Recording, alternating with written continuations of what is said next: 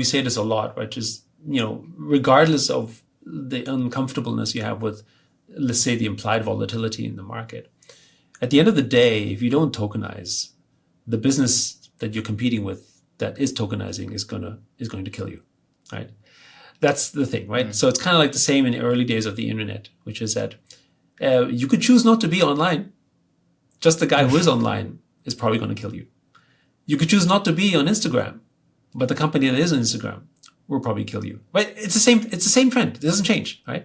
And I think and frankly, even if you're uncertain, I think it's foolish for a company not to explore it deeply and understand it, because disruptive technology is everywhere. And one of the things that we say to people is that the best hedge towards AI is actually to tokenize.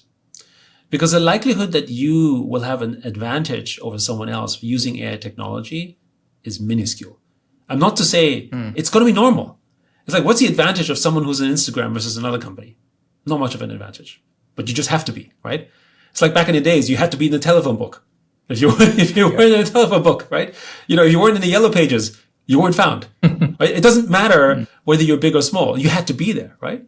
And so the competitive advantage of AI, when you're all using similar tools and makes different things, won't be that great. So what's the best hedge? Well, basically use the assets that AI is going to use, right? Right? And that's for most of us. Again, for some others, of course, they can take advantage and they're very good at it and whatever. Right? And so really, it's sort of, I would argue we're at an era where it's tokenize or die, certainly in the next coming years.